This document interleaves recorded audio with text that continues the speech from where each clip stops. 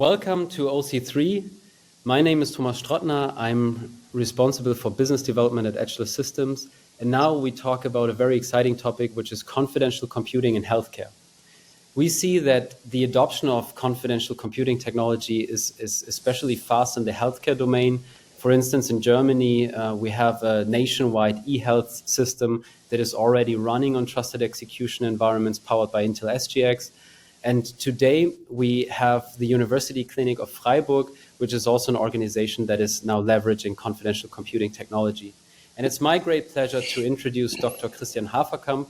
Christian Haverkamp is a neurologist and also the acting head of the Institute for Digitalization in Medicine. Welcome, Christian. Nice to have you. Thank you, Thomas, for the very nice introduction. I'm also very happy to joining here the conference and can get some input from our perspective here. And Yeah, thanks. So just a quick question. I think that your background is really fascinating. So you are a neurologist and you also still work as such, but at the same time you have responsibilities for digitalization. How did you end up in the world of IT? I think the main reason that I'm ending the world of IT was complaining or expecting too much when I was young. I think it was 20 years ago when I started working at the university hospital as a assistant for neurologist, and I was doing some financing my my medical study. Was doing some HIVI or help assistant job for a small institute, and so I was used to what could be done with how computer can improve the workflow of physicians. And what I was seeing when I was young, it was not the way I would like to have digitization. Even it was 20 years ago, it was not on that level.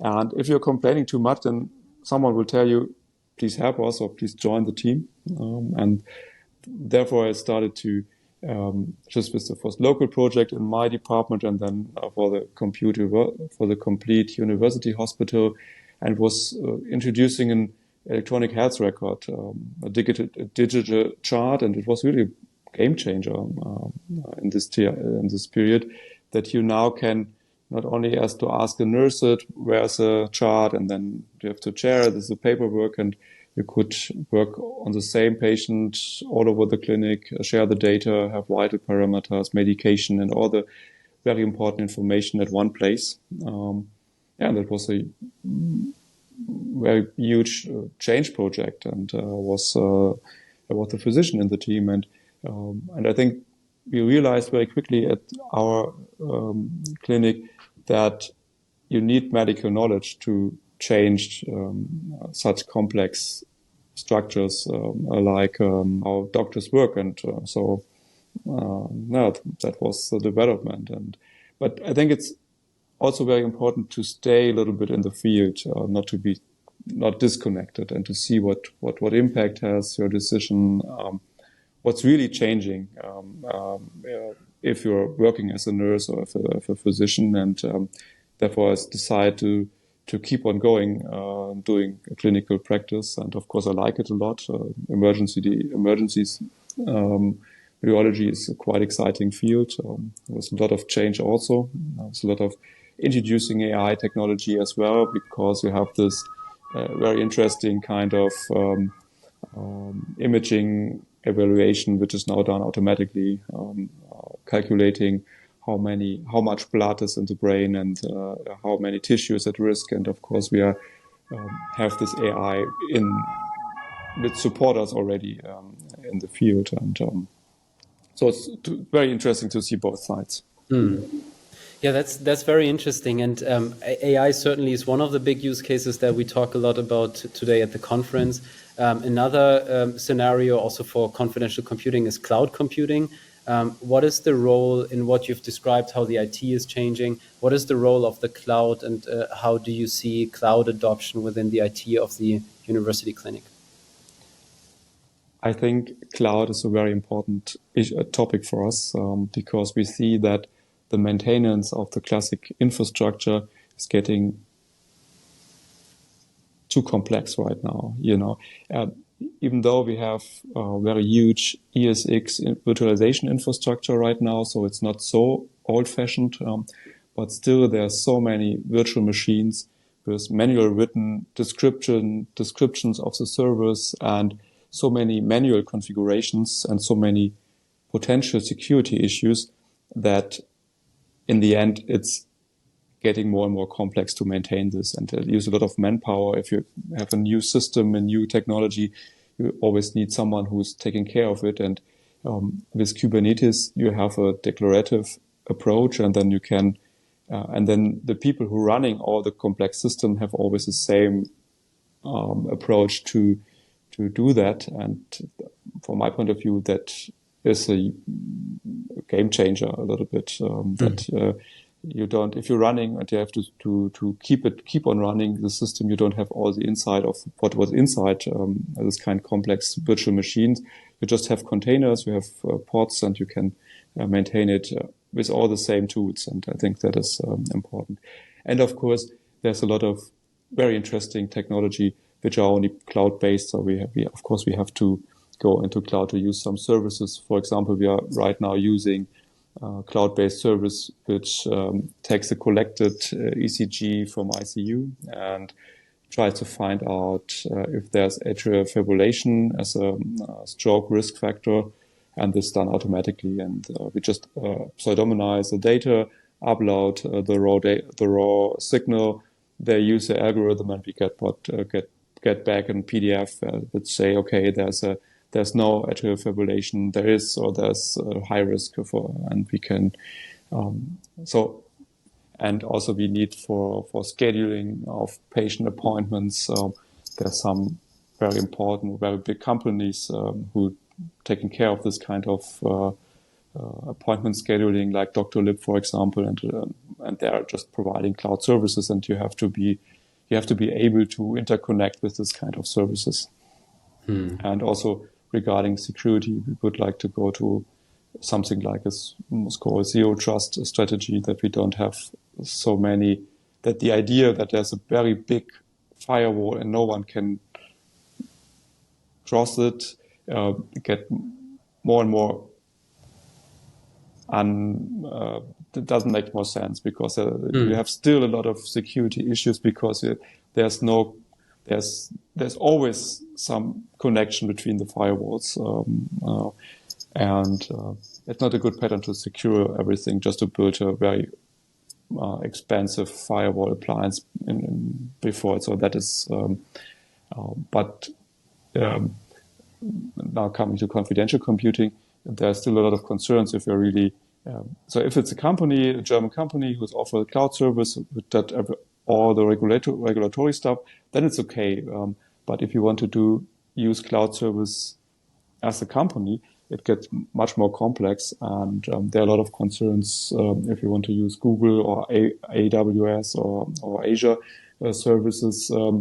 And from a legal perspective, it's much more complex, in my point of view, than to find a technical solution.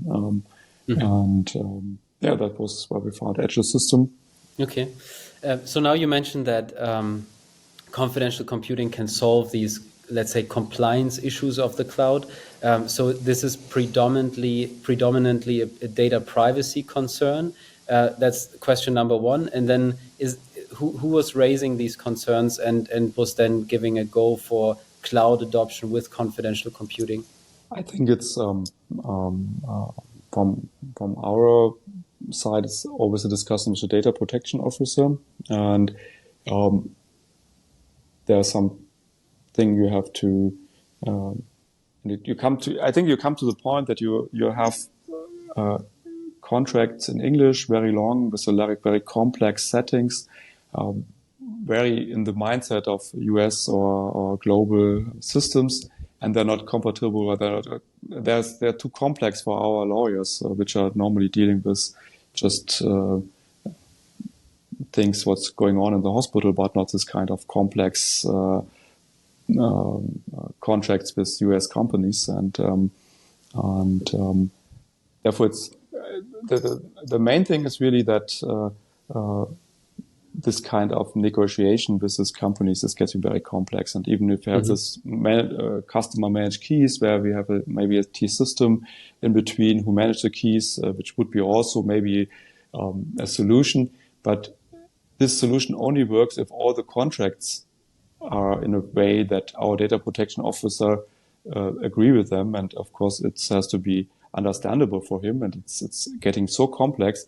And I don't have any knowledge, so it's just waiting for people exchanging paperwork, and then it's part of it is of English, part of it is in German, and then it's not clear who is responsible. If it's really in a way that it's really secure, and it's, from my point of view, it's not secure if you just point to some paperwork. I think it's, to get it really secure, you have to encrypt it, and if there's technology, I think we should also, for the benefit of the patient, use the best technology to protect the data, and not only some lawyers to protect it. So that was what the idea. And there was some convincing paperwork, and also something we already know about enclave technology. And therefore, I think it's a good approach to simplify the setup of this kind of enclave encrypted virtual machines, which of course were already available, but now with this, from my point of view, quite easy setup, we were able to establish this kind of